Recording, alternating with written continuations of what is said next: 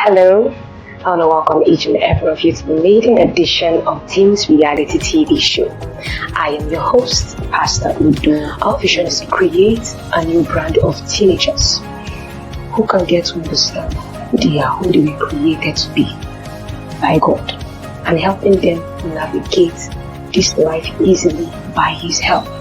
It is so important.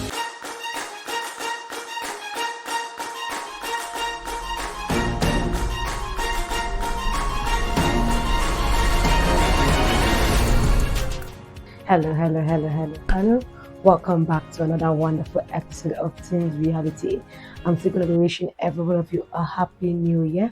For those of you who are just tuning in for the first time in this year 2026, I'm wishing you many happy returns on this year. God's grace, God's glory, God's goodness be mighty upon you in this season. Well, alright, so I'm Pastor Udo, your lovely host, and this is Teens Reality. So we've started a wonderful new series talking about the current realities that teens are facing today that need to be addressed. These are issues that we can no longer be silent about. We must speak out right now if we hope to nip it in the bud. Catch it early and ensure that it doesn't grow and spread over time to becoming a dangerous cancer that will not just destroy your teenager, but will also affect the society at large. Just imagine what it feels like for a teenager that has been enabled by the parents for so long, was not placed, given responsibilities, was not given like boundaries or limitations to certain things, and everything was made easily accessible to him. Over time, imagine parents dying at the hand of that teenager. One of the teenagers flares with his sparks, now as maybe a young adult. And the first thing that comes to mind, I don't like what this person is saying to me. It doesn't matter that at this point the persons are his parents. And it's all over, he kills them. Or she kills them. It can happen, it does happen, it is happening. It is happening in our world. Sometimes when we say this, it sounds like as if maybe we're just like imagining or giving fiction, but this is reality in our world today. Teenagers are no longer as innocent as we may want to believe that they are. What they have access to, what they have been exposed to, is highly dangerous, is highly volatile. Most especially in a season where calm practices, where life now is so fast-paced. Everybody wants to be up and doing. Nobody is willing to sit down, reflect, meditate, just spend time quietly. Everybody wants to be actively doing something. On social media, many of the videos are so short so that it's not even given, there's no attention span, a lengthy attention span being given to any one post stuff. From one clip to the next clip, from one viral video to another viral video, you're watching, you're gaming, everything is so fast paced. In fact, I was reading a post a few days ago that talked about how kids who played games in the 90s or in the 80s, they're comparing them to kids who play games now who were born from 2010 downwards, and they made mention of how in the past, whenever someone was playing a game, like a mobile game or something like that, or these handheld games, that whenever you lost, you'd see that yes, you had lost the game and you have to restart afresh. There was actual effort needed to be put in to win that game. Effort needed to be put in, a lot of exercise, a lot of brain work needed to be to brought into play to see that that game could actually be won. But nowadays, when you look at video games or just games coming out online today, you see a lot of them. They're not really mentally challenging. One, two, if they are, and someone feels a level, you see suggestions, hints, advice, you're told on how to proceed. In fact, some literally do not allow you to progress without you actually taking the particular step that the game is advising you to take. You might even say, okay, I want to do it on my own, and the game is not allowing you to take that step by yourself. It's guiding you so that teenagers are no longer being programmed to think in the right way. Everything is being taught or shown to them in that way. So they're not being stretched mentally to actually ponder on the consequences of certain actions or decisions. So we must bring our teenagers back to the understanding that they must begin to see rightly, with the right perspective, and not from a flawed point of view. You know, we watched a video in our last episode about these young fifth grade girls who had planned to carry out a particular murder of another young boy in their grade who had cheated on their friend. And before we continue, I want us to watch another follow-up video still on that particular case, and I want us to see something else that was made mention of in reference to the first video. So we'll watch that video right now. 4 fifth grade girls just got arrested. 4 fifth grade little girls just got arrested for attempting to come up with coming up with a whole master plan to kill another child during recess. It's these phones. My kids won't have no phone. And when I say it was thought up, fingerprints, who was gonna look out? And the reasoning was of a cheating scandal. 5th grade. It's these phones. Kids is exposed to way too much. They're exposed to way too much. So you heard that for yourself. So still based on that same story. This is an incident that took place sometime last year in 2025. And now you see the fact that these kids had probably been watching some kind of adult shows. You know, when you have all this kind of what are some of these shows going on right now? Who knows, maybe things like all these NCIS and stuff like that, maybe all these 911 responder calls, you understand, emergency responders, and they'll watch the good guys capturing the bad guys. It also show an element of how the bad guys operated. So now imagine a teenager watching that kind of show. I'm not saying it's bad, by the way, but you must understand what they are watching, and they are watching it and they're not picking up on the good elements of the show. They are learning how to be the bad guy. Like, I remember one particular series that I was incredibly interested at that time. It was titled How to Get Away with Murder. That was the literal name of the series, How to Get Away with Murder. And we literally saw people commit murder during the course of the show and get away with it until they were eventually caught up. You'd actually see there was a law professor and her law students. They would come up with reasons on how can you get this particular client to be acquitted from this murder charge that was brought against him. You understand? Talking about how to cook up evidence, how to cover up tracks, you understand, how to play down on the other evidence that might seem to be against their own clients. And this is what's happening. So means that kids are exposed to all this. So these shows are out there on different platforms. They can watch it, they can stream it live, they can download it. So a kid tells you that they're in their room doing their homework. You don't go to check from time to time to be sure that that's what they're actually doing. But they tell you they are watching something on their phone. You do not ask, okay, what exactly are you watching? Or what are you learning from this? Because you need to know, what are they assimilating? What are they receiving into themselves? Because if you do not keep an eye on these things, this is what happens. They begin to plan. I know why it is called it premeditated murder, or that's what we call first degree. Because someone actually sat down to plan it out. It's not like what you call second degree or third degree murder. Someone doesn't plan for that. It's an unplanned murder. Maybe something like maybe even self-defense. You did not plan to kill somebody. It just happened. Maybe you pushed somebody accidentally, someone slipped and you're not able to hold, those kind of issues. But actual plans carried out by 11-year-old girls who wanted to, as the word says, unalive a young boy. They were caught in the nick of time and they were stopped. Some are not caught in the nick of time. A lot of teenagers right now are seriously considering the fact that killing is normal. It's normal. Or people shoot at each other on the shows that I watch, if I kill people, and it is now, killing is glamorized in many of these shows.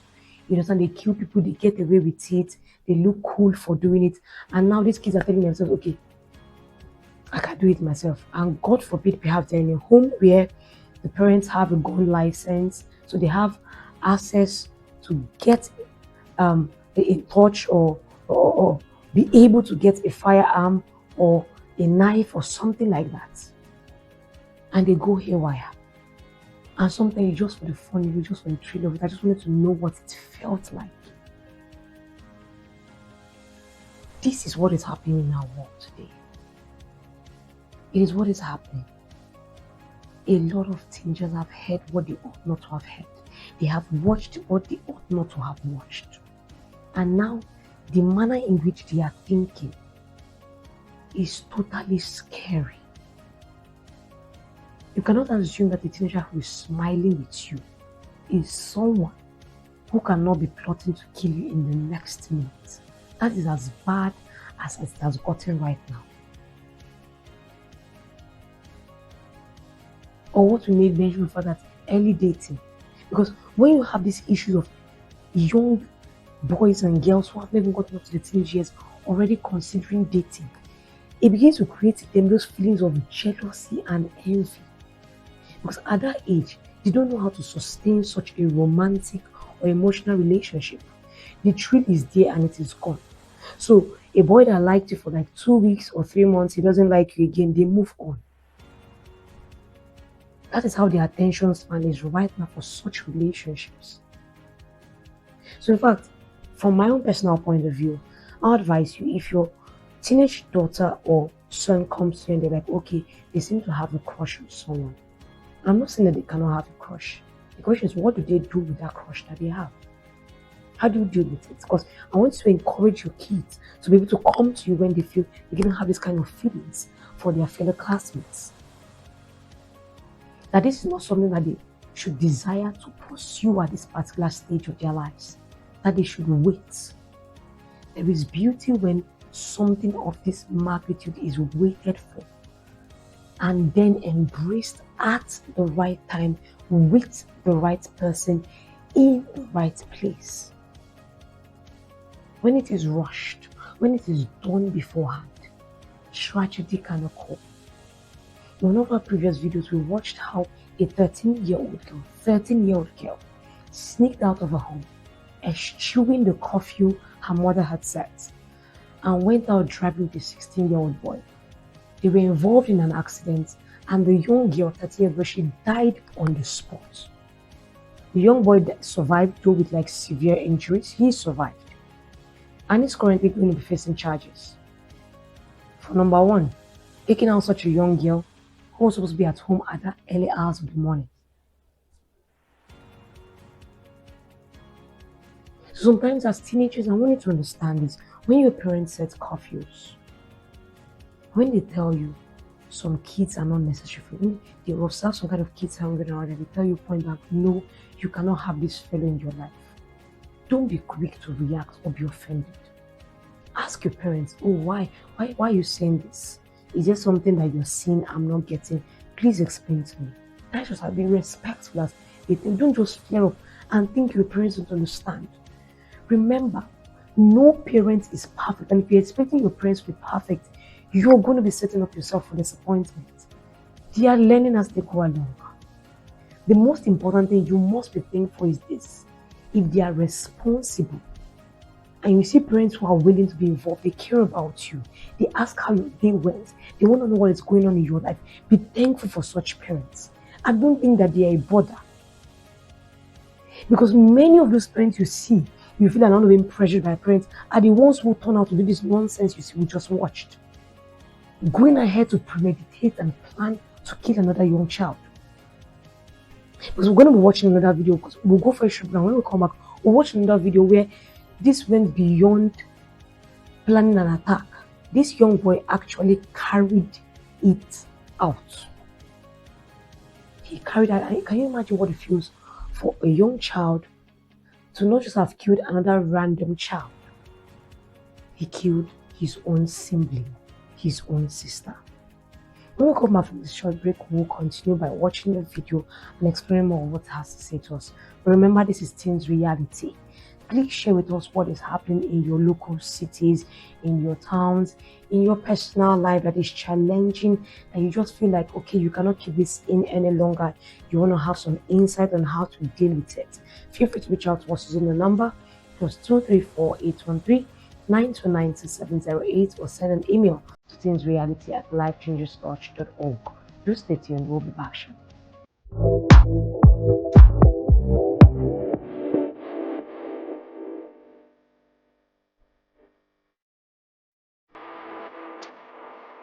Hello, I want to welcome each and every of you to the maiden edition of Teens Reality TV show.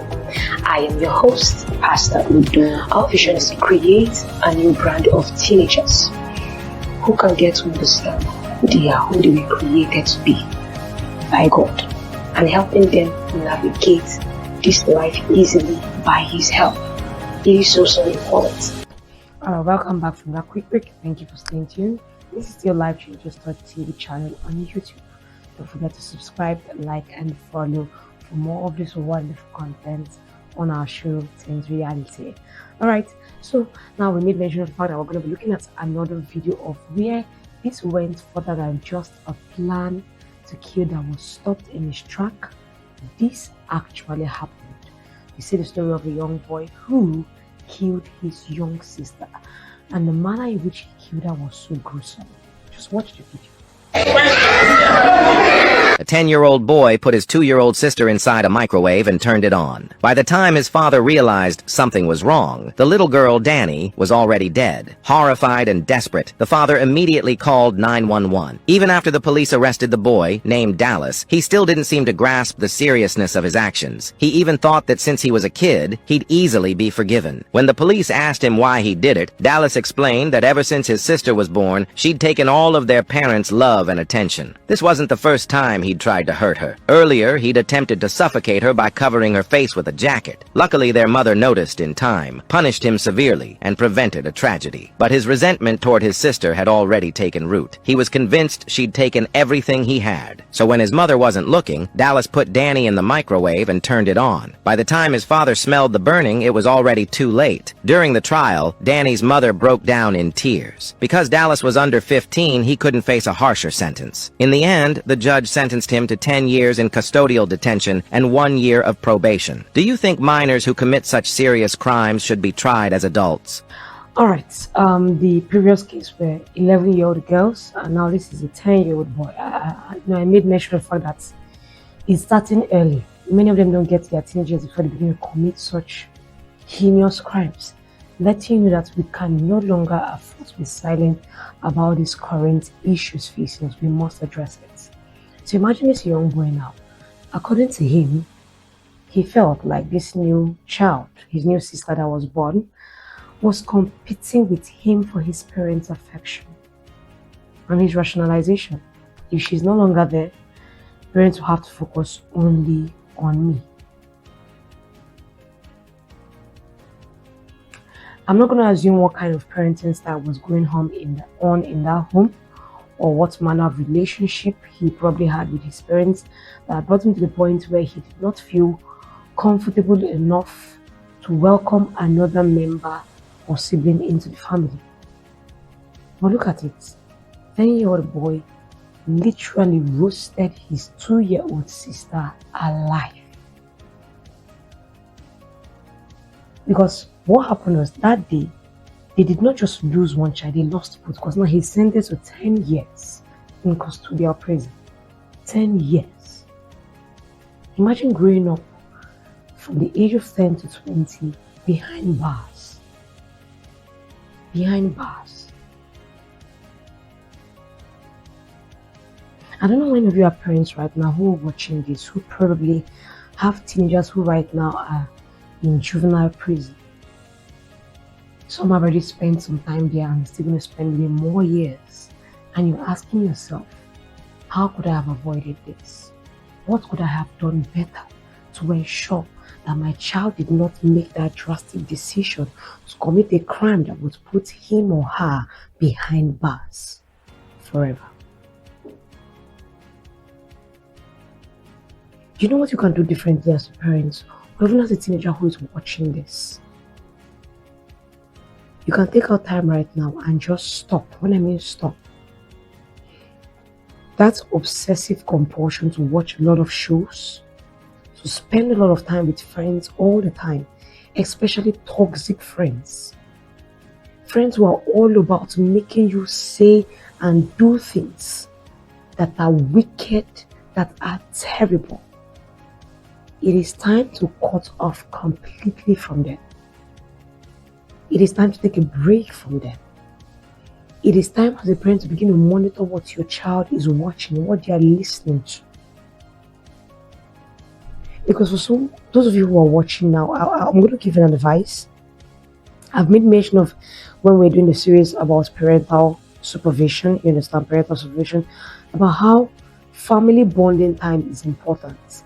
A time where everyone is supposed to be like, okay, no one is going to be on their phones, family is going to gather around together and discuss issues, what is going on in everyone's life. Just be sure that you're brought up to date and that you're not missing out on any significant milestone or even those little changes. Because many times I made mention of that kids don't just change overnight. Sometimes you may begin to observe a pattern in your teenager where before your teenager was courteous and obedient and responsible, suddenly they are becoming rude to you, they're speaking back to you, they are refusing to carry out chores or do things that before when you told them to do, they would immediately hasten to do. Understand that a new influence has come into play and you must be careful to be able to determine what that new influence is and then curb it quickly. If it's allowed to run rampant and grow, your child will eventually become that kind of rebellious teen that storms out of the house to do whatever he or she wants. And in their mind, they will damn the consequences. They will no longer care about what can happen if they are caught doing something wrong. It's the kind of world that we have come into today. It's kind of what we've come, it's kind of thing that we are facing on a daily basis that we are seeing happening around us.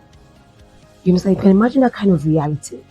In fact, I saw a post where a particular parent posted that I observed that my daughter had suddenly become withdrawn, more rude, was becoming rebellious, and I like no, and has tended to like Satan does not only try to tempt your teenagers with boyfriends, he can also tempt or distract them with bad and toxic friends. You understand? Those kind of friends who says everyone does it. So it's making that bad friend is making your teenager think is desensitizing your teenager to the fact that something that your teenager had been taught by you to know was intrinsically wrong, morally wrong, morally wrong. To now accept that okay, others are doing it and they are getting away with it, so it cannot be all that bad. They are desensitizing them with the statement, everybody does it. Or you have that kind of friend who says, your daughter, you understand, your daughter goes into that place and when they come back feeling drained, anxious, angry, a kind of depressed feeling. Perhaps the insults that have been hurled at them, some kind of nasty, sarcastic statements about their clothing style, you understand, their dress sense, their homeworks, their attitude, different things. You see your child come back home and they're just depressed, they are feeling down. You need to cut off such friends from the lives of your teenagers. There are even friends like this, I will tell you, you're teaching your daughter that constant complaining and negativity is normal. Oh, that is a red flag. They'll tell you, oh, you must not always accept everything your parents say. Learn to talk back to them once in a while. Let them know that you can stand your ground. Stand your ground for once. Do not forget that you are living under the roof of your parents who care and who cater for your needs. So deciding to think or thinking that you can decide to suddenly stand up on your own and begin to do what you want, that's folly. If you've not yet come to the point where you can take care of yourself by yourself, you have no right calling out your parents on such acts when they try to monitor you or control who you can be with or spend time with. You have no right doing that. So for those of you who want to change, it is time to look into those friends around you. It's time to decide, who am I going to be giving attention to? In our next episode, I'm going to bring in and introducing to you, as I said this year, we're going to be introducing the person of the Holy Spirit as a vital component, a vital person that your teenager cannot afford to do without in this new year 2026. We don't want to raise killers, murderers, serial killers. We want to see children who will revere, respect the Lord, who will treasure human life, and understand that every life is valuable. Every life is valuable. We're going to be stopping here today, but I want you guys to reflect and ponder upon these realities taking place in the lives of teenagers all around the world. Some teenagers' realities is the fact that they are starving. They don't have much to eat in perhaps some third world countries where there's a lot of hunger, lack of food, scarcity of food, and stuff like that. So for some, it's just a struggle to survive. And some now perhaps justify why they do what they do, they're struggling to survive, why they take up arms, why they have to kill, why they have to steal. So you let you know that different environments sometimes can still even bring about the same outcome. You as a parent must be focused and careful to know what exactly is affecting your own teenager and know how to deal with it in a timely manner with the help of the Lord. Alright, thank you so much to everyone of you who tuned in. I'm still your lovely host, Pastor Odu, and I want to remind you to keep on reaching out to us using the number +234 813 929 2708 or send an email to thingsreality@lifechangerstouch.org. Till we come your way next time, do stay blessed.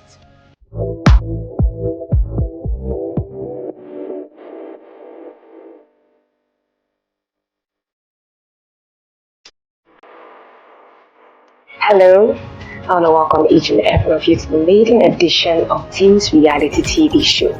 I am your host, Pastor Udo. Our vision is to create a new brand of teenagers who can get to understand who they are, who they were created to be by God, and helping them navigate this life easily by His help.